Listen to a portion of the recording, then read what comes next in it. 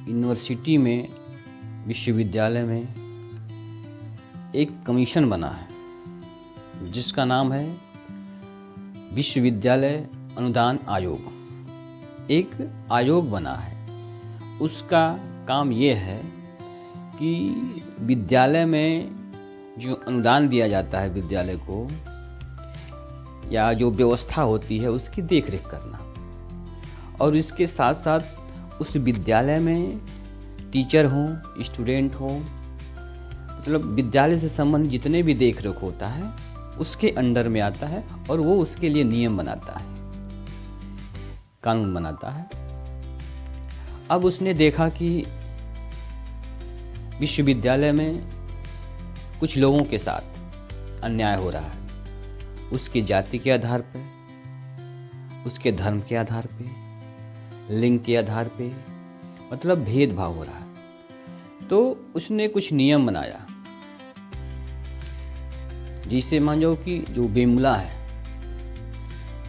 उसकी माँ जो बिमला मर गया, ठीक ना, तो उसकी माँ कोर्ट गई और कोर्ट ने पाया कि नहीं, ये बात सत्य है कि उसके साथ जाति के आधार पे भेदभाव हुआ है। और भी बहुत केस हैं, लेकिन जो अदालत है, जो कोर्ट है, वो सही पाई कि उसके साथ जाति के आधार पर भेदभाव किया गया है। भेदभाव जाति के आधार पे हो, या विकलांगता के आधार पे हो, या महिला के आधार पे हो, मतलब लिंग के आधार पे हो, विश्वविद्यालय में भेदभाव नहीं होना चाहिए, किसी के साथ भेदभाव नहीं होना चाहिए। इसमें अक्सर क्या होता है, अक्सर जो आयोग है उन्होंने अक्सर पाया कि ये अधिकतर भेदभाव जो छोटी जातियां हैं, जैसे SC, ST और OBC, इनके साथ ज़्यादा होता है, या महिला हैं उनके साथ होता है, या जो विकलांग हैं उनके जो शब्द सूचक, तो इनके साथ भेदभाव होता है। तो उन्होंने एक नियम बनाया कि अगर किसी भी स्टूडेंट के साथ, किसी भी छात्र के साथ ऐसी भेदभाव हो रहा है, इस प्रकार की भेदभाव हो रहा है, तो उसमें क्या होगा, विद्यालय की जिम्मेवारी होगी। विद्यालय उस पर कार्रवाई करेगा, तुरंत 24 घंटे में उस पर एक्शन लेगा, FIR दर्ज करेगा। किस पे? जिसने उसके जाति के आधार पे, लिंग के आधार पे, या अन्य जो भी कारण हो, उसके आधार पे उसको, उस छात्र को टार्चर करेगा। यानी तो उस पे क्या होगा, 24 घंटे के अंदर में FIR होगा, और 1 हफ्ते में उस पे कार्रवाई होगी। सही पाया गया तो, नहीं तो काम खत्म। तो अब इसमें क्या हुआ कि कुछ लोग हैं, कुछ लोग का मतलब कि अगर जो, मतलब मान जाओ कि जो शराब पीता है, अगर शराब पे पाबंदी लगाई जाए कि शराब नहीं बेचा जाएगा, तो उसका विरोध कौन करेगा? उसका विरोध वही करेगा जो शराब पीता है। जो शराब नहीं पीता है तो उस शराब का विरोध क्यों करेगा? शराब बंद हो या न बंद हो, उससे क्या मतलब? उससे कुछ मतलब नहीं है। उसी तरह जो यूनिवर्सिटी है, यूनिवर्सिटी में जो जिस अन्याय करता है, किसी को इसके साथ को टॉर्चर करता है, उसके साथ बदतमीजी करता है, तो उन्हीं ने क्या किया, इसका विरोध किया। इस बिल का उन्होंने क्या किया, उसका विरोध किया। अब ये विरोध हुआ, जब विरोध हुआ तो ये कोर्ट में मामला गया। जब मामला कोर्ट में गया तो कोर्ट में जो बैठे थे लोग, वो उसी के सगे थे, मतलब उन्हीं के जाति के थे। और उन्होंने क्या किया, अपनी जाति का फैसला अपने पक्ष में दिया। अक्सर होता है।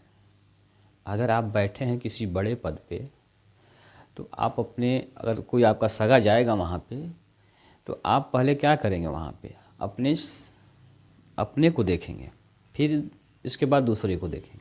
वही इसमें हुआ है। कोर्ट में मामला गया, 1 हफ्ते भी प्रोटेक्ट नहीं हुआ, आंदोलन नहीं हुआ, और ये बिल वापस हो गया। जब ये बिल वापस हो गया, तो जिसके साथ अन्याय हो रहा है, फिर अब उसने प्रोटेस्ट करना शुरू कर दिया, उसने आंदोलन शुरू कर दिया। अब देखिए, जो कोर्ट भी है, इतनी तेज़ी से सुनवाई की और उस पर रोक लगा दिया। अब देखिए इसी तरह क्या हुआ, 69,000 भर्ती जो 18 में शुरू हुई थी, 69,000 भर्ती 7 साल से अधिक हो गए। 7 साल तक वो कोर्ट में लटकी हुई है।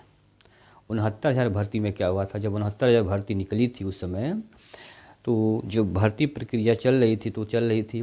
फिर इसके बाद क्या हुआ, जब पूर्ण हो गया तो उसमें क्या हुआ, जो आरक्षण है ओबीसी के साथ, पिछड़े ओबीसी का जो आरक्षण है उसके साथ खिलवाड़ किया गया। 6900 जो आरक्षण मिलना चाहिए पिछड़ा वर्ग को,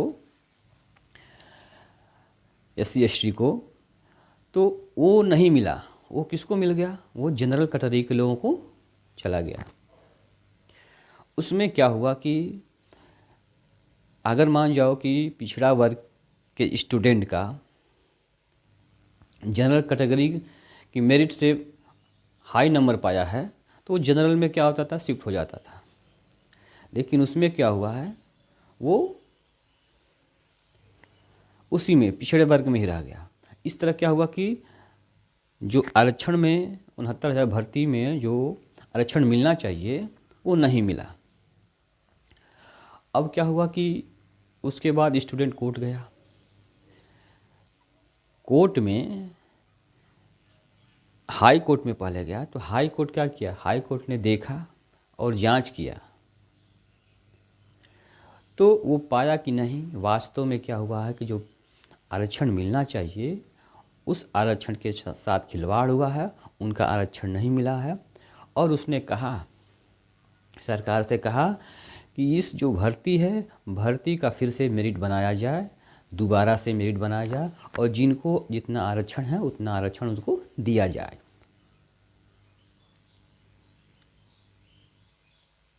फिर क्या हुआ, फिर जो धोखे से